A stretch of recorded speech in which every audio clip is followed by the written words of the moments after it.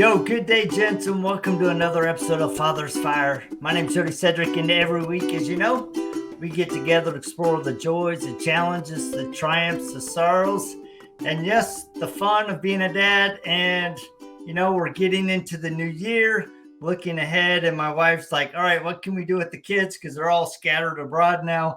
And I'm like, well, this is going to be a little bit more challenging this year, but we'll figure out a way to do it. And it's snowing like crazy, and we're all counting down the days to get the boat out. But that is what it is. So, guys, I'm super excited. I have as a guest today a gentleman that has been in my circle for a long time. We haven't really been in close circles. We've just been in kind of those circles that bump against each other. His name is DJ Patterson. Welcome, DJ. Thank you. Thank you.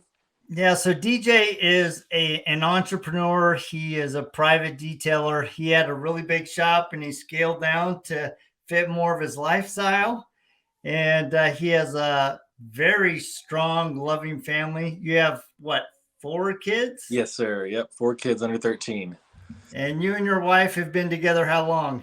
Oh, man. Over half our lives. How about that? Were you guys childhood sweethearts? High school. Oh man, that's cool. Yeah. That's really cool. Yeah. So let's start there, because not very often do we get to hear a high school sweetheart story. Yeah. Hell, we met in government class. She approached me and we just kind of hit it off for quite some time, and things just kind of fell in line. So That's been great awesome. ever since. Yeah. So how long was it before you guys got married, and then how long was it before you had kids? Geez, so 2007 we met, and our daughter was born in 2012. So yeah, we did that whole kid thing pretty early. Definitely still had some growing up to do. But we just kind of really grew together all throughout life. We hit different, phases in our lives, and we're able to kind of work through those communication gaps as things we kind of learned ourselves and each other and things. I'm 34 almost, so we've been together for a pretty long time. So it's been communication has been the biggest thing that's kind of kept us together this long. Yeah. I think what's cool about that is a statement you said there. We grew together. Mm-hmm. And I think a lot of marriages struggle, or they've reached a struggling point, because somewhere along the line, they stopped growing together. Yep, that happens. It happens. So we've hit those places where it's like we're not communicating well whatsoever. We've done marriage counseling together and things just to really help us understand who we were, because we want to be together, but it's like I'm changing, she's changing, she's been through some life traumatic situations, I've been through some changes in life and so forth, but we've just always stayed in communication together, because that's kind of what we vow to do. So let me ask you a question about that, because yeah. I don't think I've ever asked this question, but I think a lot of times men have an aversion to going to marriage counseling. Oh, I did forever. For a long time. How come? Me personally, I just didn't really want to indulge my personal life to some stranger that was going to judge me, or that didn't know who I was, and just really talk about my feelings and emotions. It just didn't seem fun to me at all. I felt like I had it all together. I don't need to talk to someone about my feelings and this and that, but it's not like that. It really helps you unpack different things, and you get fresh perspective of, just all kinds of things. So it really helps us just kind of moderate our marriage and communication. We hit some, pretty tough spots in our life. And, at one point I said, you know what, why not? Why not just try this thing out? That way we'll get off my back. I can say I tried it, didn't work, blah, blah, blah, we'll move on. But I enjoyed it. We still go, it's not as frequent any longer, but we still go. It's part of our, in our month, we actually go, a couple times a month, and it just helps us just brush up on communication things and where we're at. And it's always helpful. It's never a waste of time. Yeah. I mean, what did you discover about yourself through that process? To be much more in touch with my emotions and feelings, for sure. I have a really hard outer shell. So just really being in tune with things and really learning about, honestly, trauma. I've had a lot of traumas from a very, very, very early age in life that has infected me in my adult years. And you don't know that until you realize and understand what trauma is. And it's like, oh crap, that actually has affected me and how I make decisions and how I react to certain situations or how I raise my kids. And when you learn about those traumas and unpack them in your life, you can start to see that, okay, that's why I do things that way or have done things that way. I can try a different approach to it now. So really just discovering yourself, you know. Yeah, I think one of the challenges with trauma is, as I've worked with my kids who we adopted, they came with some very heavy trauma, right? And I think a lot of times trying to unpack that is it's really heart-wrenching. I mean, it's like you're ripping off a layer of your skin and it's really raw, but it needs to be shed so that you can get to the next layer. And my daughter and I had a really good discussion a couple podcasts back about how she had to let me in and how I had to let her in because she has a huge hole in her soul and in her heart in the shape of her dad, right? Who abandoned her when she was really young, right? And so a lot of times I become the brunt of her frustration or hurt and stuff. And I've had to really, instead of going, you know what, this is hurtful. Why can't you see what I'm doing? That I'm trying to love you, that I'm committed, that I'm going to stay here, and recognize that she's acting out of a place of hurt. And I have to somehow swallow my pride, swallow my own hurt, and try to become the strength that she needs me to be, while finding and building the strength in myself to go, you know what, it's not really you. Yes, there are things about you that are frustrating her and you're going to have to address so that you can become the dad that she needs. But I think a lot of times we, like you said, we kind of underestimate the ripple effects of trauma across our life. So and I'm shaking my head yes because I can relate like 100%. I have not adopted, but we fostered twin boys for 2 years, and this was when my son was my oldest son. He's 9 now, but he was 2 years old. So we had my 2-year-old son and she had to have been 6-year-old daughter. Anyways, and we had signed up to do respite care and this and that. Well, we got a phone call. Hey, we have twin boys. Can we drop them off now? We're like, you know what? Sure. We'll take them for a few days, weeks. Well, that became 2 years. They got dropped off. So they were raised with my oldest son from 2 years old to 4 years old. So I had triplet boys essentially. Oh, But that's where I learned about trauma a lot, because at first we're just like, why are you acting this way? Why are you so, resistant to me? Or why are you this and this and that? And it was all trauma based. We learned a lot about that, just like you were saying. So I can relate 100% because it makes a huge difference or an impact on our lives if we don't really deal with that trauma or don't know how to in a healthy way. So let me ask you a question, because I didn't know that about you.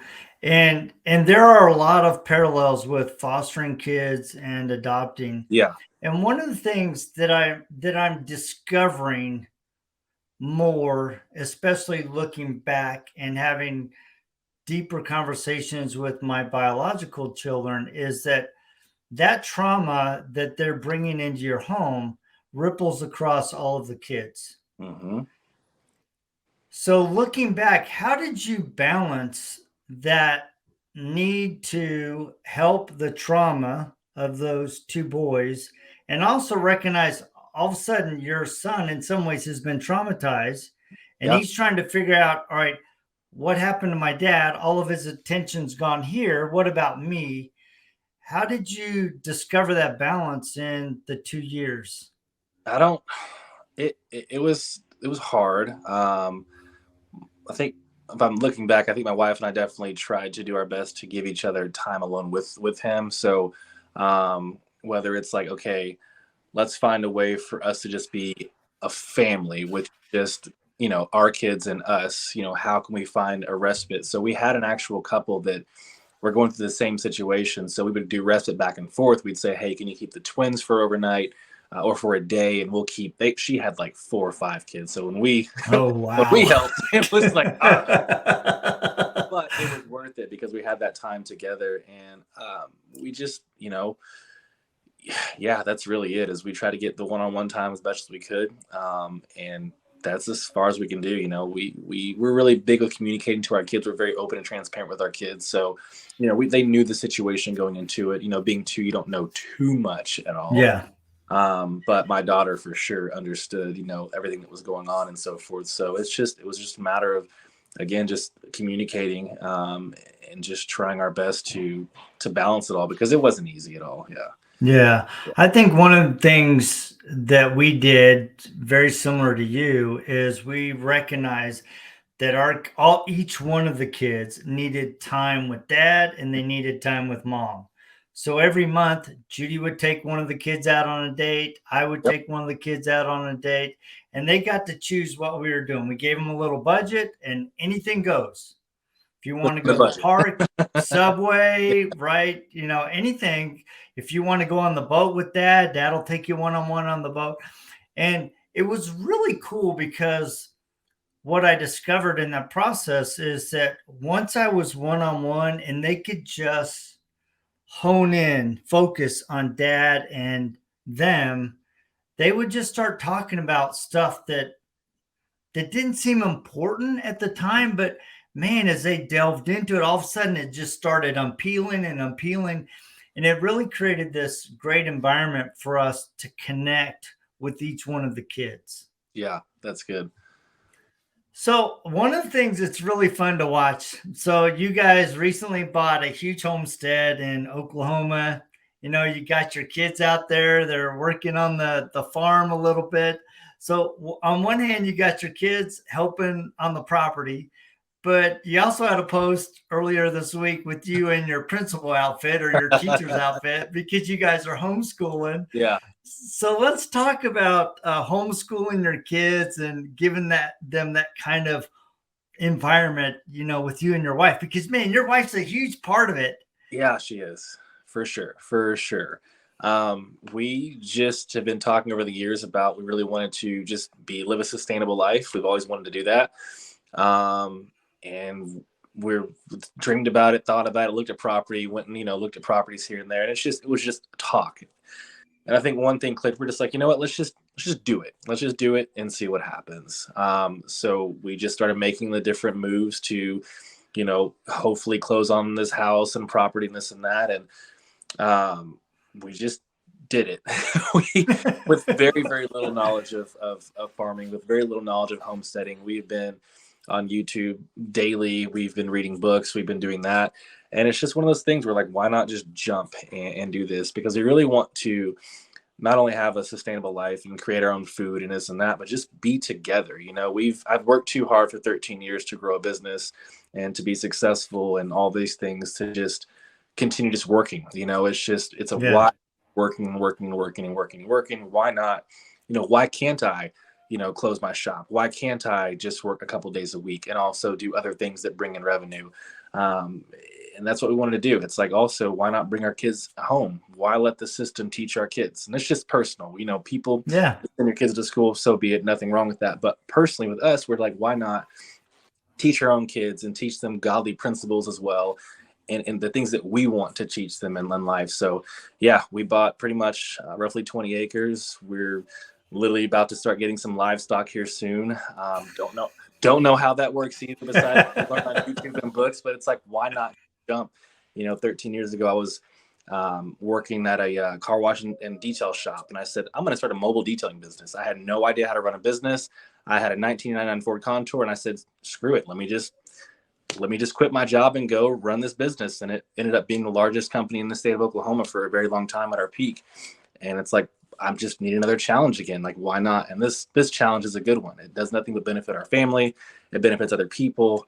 And it's just a life that we get to control, Yeah,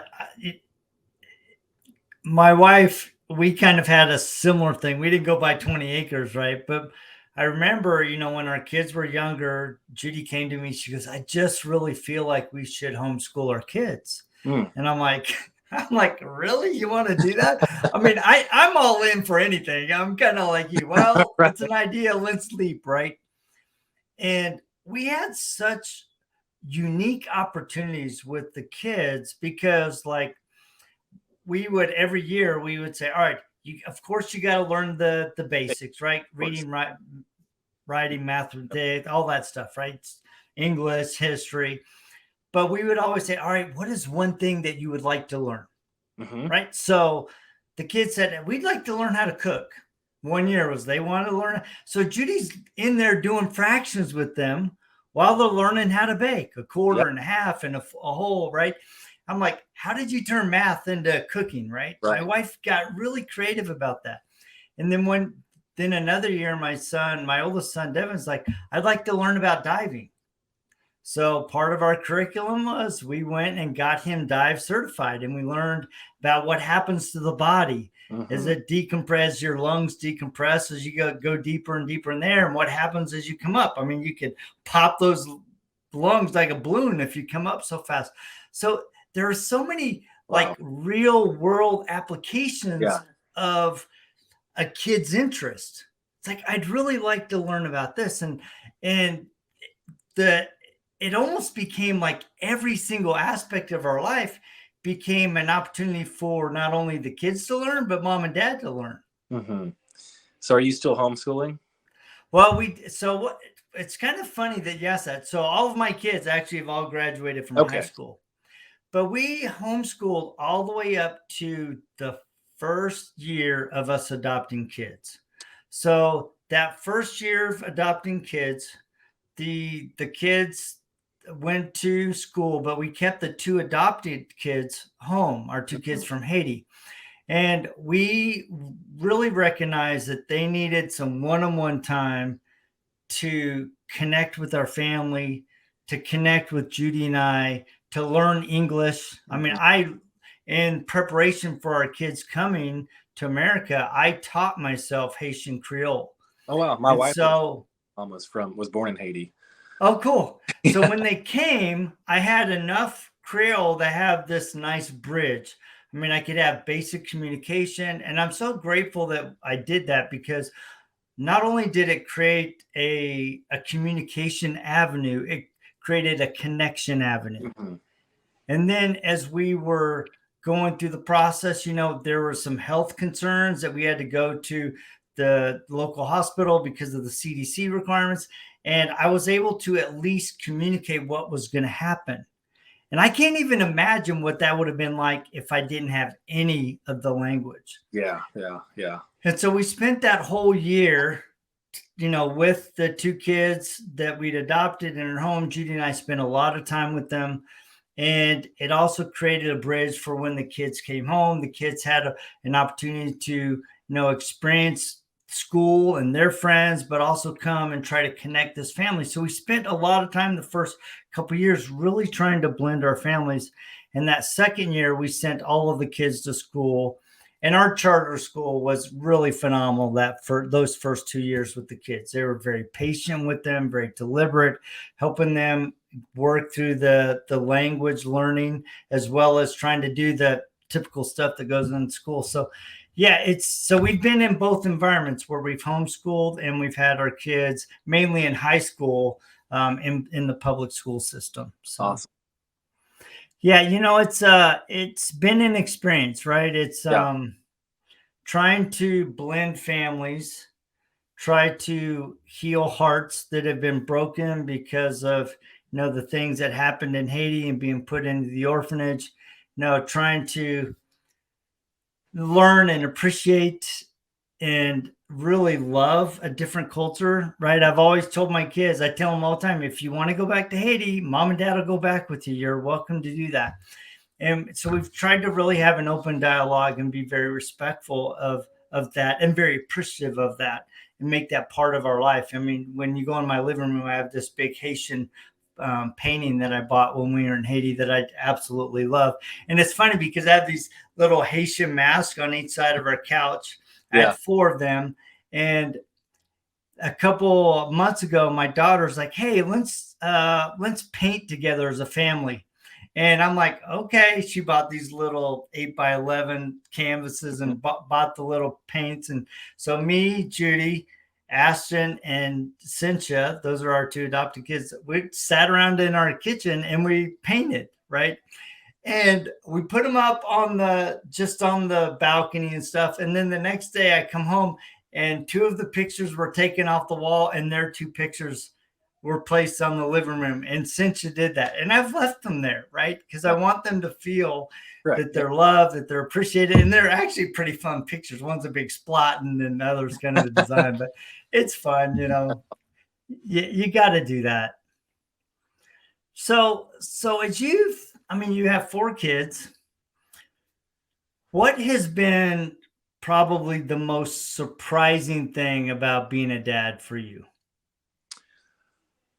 The most surprising thing.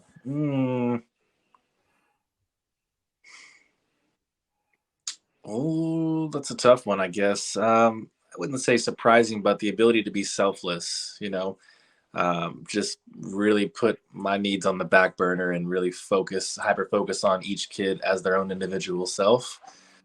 Because not every one of my kids are the same at all. They're all opposites in every one which direction. So that's really been really cool, just learning about them, especially as they get older, hit different milestones and things like that.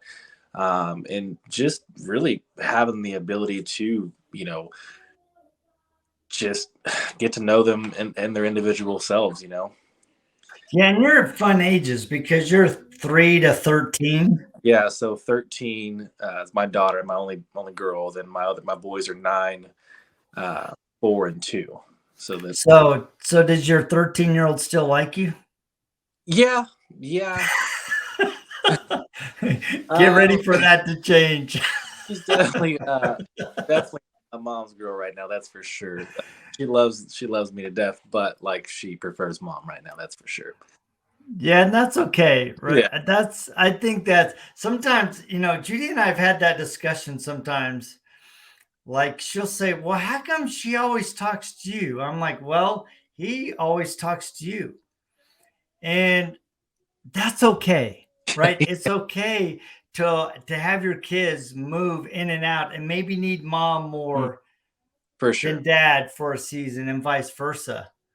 And sometimes you just connect a little differently, right? I can say things in a way that the kids will shut down. My wife may say the exact same thing, slightly worded different, and maybe, if I'm honest, a little bit more loving. For sure. I would agree. And they just receive it. That's me for sure. I could definitely speak with more love sometimes, and patience is something that I don't pray for, because when you pray for things, it's like you get tested like right then and there. It's like, I'm not praying for patience. That is the only gift I do not pray for. Yeah. I used to pray for that, and then I'm like, what the heck? It's like, if I guarantee you, if you pray for patience, you're going to get a big trial. Yeah, for sure. We're learning that we with the homeschool thing, it's cool because we can teach our kids whatever the heck we want to. And one thing we're doing with them is the fruit of the spirit. So every week we'll have like a different fruit of the spirit we're teaching them. So we haven't made it to that one yet. I love that, right? And that is one of the blessings of homeschooling. Yeah. Is you can take all of the necessary curriculum for people to move in and out of this world, to be successful, to pursue careers and dreams. But you can also incorporate the most important lessons. Right. The lessons of the spirit, the lessons of the relationship of your family, the relationship with God. And when you can give your kids that foundation, it empowers them in a level that I just mind boggled how people are able to move through life without that kind of foundation. A lot of people are successful at it, but I don't understand how because I'm so grateful that I had that foundation as a kid. Yeah. And I've tried really hard to give my kids that foundation. Yeah, I was the opposite. I didn't have that foundation at all. So I had to find that, experience it myself, so yeah. So can we talk about that for a second, right? Yeah. So not having that foundation, Hmm. how did you figure out what kind of dad you wanted to be? And how did you achieve that? Um, I love my dad to death for sure. We're like best friends, but I just didn't want to do some of the things that he did, or um, I just really, how do I say this? Yeah, and my dad told me the same thing. I want you to be a better father than I was, essentially. I want you to be better than me. That's something he always said when I grew up. Is like, I want you to be better than I am. Well, that's what I've tried to achieve in my own fatherhood, is being better than, than things, the way he was. So I just wanted to be the best father I possibly could. There were certain things that I grew up, experiencing and seeing in my household that I just didn't want any part of in my own household, and that's just how I had to do things. So I'm going to interpret here. So, Sure. and you can expound as you want. I think a lot of times men have, we've grown up in a family situation that maybe is not ideal, Hmm. right? And there is a very strong connection with your father, but that doesn't mean that you necessarily at the time liked your father or you liked what was happening in your family. And I think a lot of, especially as I've talked to men over the years, a lot of them are trying to figure out how to either break the cycle or they're trying to become something that they wished that they would have had. That's exactly it. Yeah, it's one of our things in my wife's life too. We want to break generational curses because there's a lot of things and substances and behaviors that both our parents, did directly or indirectly to us that shaped us, and that's part of that trauma I talked about earlier on. And I just can't allow myself to go there and do those things because I know what it did to me. And I'm sure as a parent, I'm going to do things that might cause trauma to my kids, or things that they may not like, but I hope that they're better than I am one day and do things even differently. So just continuing to break those generational curses and habits and behaviors and things like that. So yeah. No, that's good, man. And it's, we're all learning, right? My Yeah, dad used for to sure. say that all the time. He used to say a couple things that always really struck me. He'd always said, "You will never realize how much I love you until you have your own kids." And that's true. And boy, that Yeah. is so true, right? And like you, my dad always said, "I hope you become a better father than I am." Yep. Because I want you to build on those things that are good in me. But Hmm. if there's something that you don't like in me, I want you to not have that in your life. Right. And I appreciated his candor and his openness. I mean, that's one of the things that I was really blessed with. My dad was very open, and he was very involved. He's always very present, right? And I remember very distinctly one night, man, us kids must have just had it out for each other and he exploded. I mean, Mm. he just lost his cool.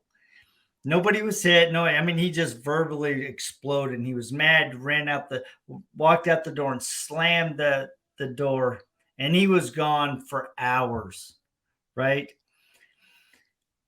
And later that night, I'm in my bed and it's late. I haven't been able to sleep. I'm hurt. I'm crying. I'm afraid, right? All those emotions that go through your go, what did I do? What didn't I do? And you start looking at yourself. And I'll never forget my dad peeped open the door, saw if I was awake, and I kind of looked and then kind of rolled back over and he came down and he sat by the bed. And he said, "Son, I want you to know that I'm sorry." Mm. He goes, "I was not the dad that you deserve tonight. And I want to ask your forgiveness, but also I want to promise you that I'll do better." And it was such a beautiful, tender moment, right? It still sits in my heart, right? I still feel, his absolute desire to be a better father and Mhm. to recognize that at that moment he was not the father that he wanted to be, but he was working towards being the father that he dreamed of and that he thought I deserved. That's good. And I think that's important, right? All of us dads have to figure that out. I mean, you're going to have the things that are going to probably create a little bit of trauma in your kids. I'm sure I've done some things that have created a little bit of trauma in their kids and my kids. And it's really about growth, right? It's about becoming the father that your kids deserve, but also the father that our Heavenly Father sees that we can become, who our wife hopes that we'll become, who she sees in us already. And she's gently nudging if your wife's like mine, going, you know what, she could probably be a little better there.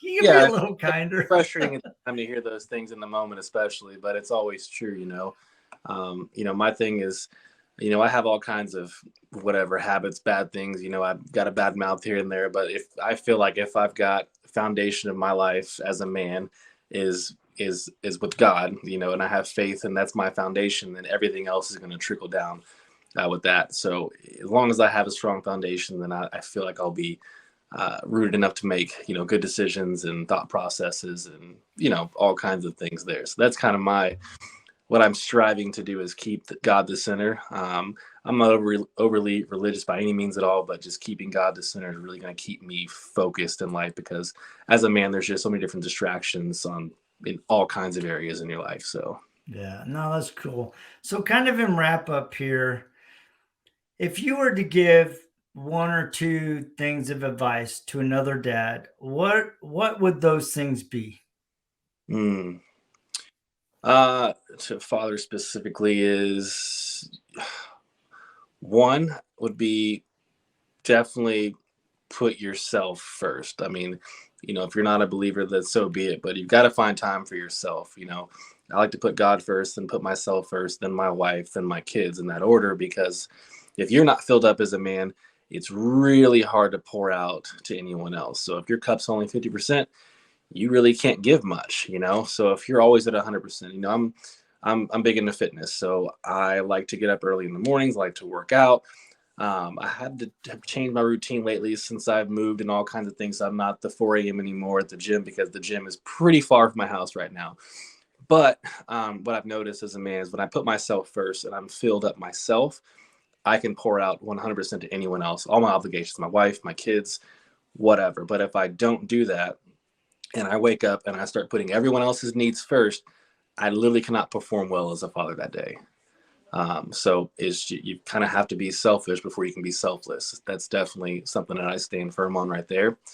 And then the second thing is to be present. There's so many different distractions and so forth. So you just have to be present with any obligation. So your wife, your kids, whatever it is you're doing, you've got to be present, because that time, there's times I go to sleep, sometimes I'm like, man, I wasn't present at all today. Like I wasted a whole day on my phone, or I was doing this, or I was like, oh yeah, son, sure, 1 second. Like, and you think back and you're like, crap, like how did that look in his shoes or her shoes when I was like, oh, hold on 1 second, I lost the day there. So definitely put yourself first and definitely be completely present with your obligations. That's good. I love both of those, right? Because I'm big into fitness too. I mean, you see Judy and I working Yeah, you out guys every are day killing together, it. For and and I appreciate that, right? Because if you don't pour into yourself a little bit, if you don't reserve some time, sure. protect the Yeah. time for you, you can't pour into other people. And I really, really appreciate that. Well, I want to thank you for joining me and sharing a little bit of your story, a little bit of your experience. Guys, if you don't know DJ Patterson, he's really open. He's a super nice guy. He's on Facebook. He's on Instagram. If you see him on Instagram, he's always pumping iron, man. He's like got beast mode there, Oh, man. man. So I share my whole life story on Instagram, so there's nothing I don't talk about on there. Yeah, you and That's me what are it the is. same, right? It's like, it's funny because a lot of people say, well, it's just the highlight reel. Not when I I, watch you, I know it's your life, right? yeah, Because it's the same as me. I'm gonna People put a go, why lot are of you? the good, bad, the ugly. I'm like, you know what? If I can't be honest with who I am, the I, good and the bad, I mean, yeah, how can I ever have an impact on somebody's life? Because, dude, I'm not perfect. And the whole I purpose of this are. podcast is to ignite the fire within us to be better husbands, to be better men, to be better dads. Because, man, when we're those things, our impact ripples across generations. For sure. Does so. Well, I Well, appreciate thank you so much. that. Yep. Yeah, thank you so much. And you guys that are tuning in, thank you guys for joining me. Don't forget to check out my book. It's on Amazon and Barnes and Noble, Learning to Dance with the Currents of Life When You Feel Like You're Drowning. And guess what? I'm almost done with my second book, and it's Nice. all about faith. I'm really, really excited about this one. It's about 2 years in the making, and I'm close to getting it done. I have a goal to have it released by Father's Day, so keep an eye out for that. And guys, please remember, like, share, and subscribe. And we'll check you same time, same bad channel, just next week, right here on Father's Fire. See ya.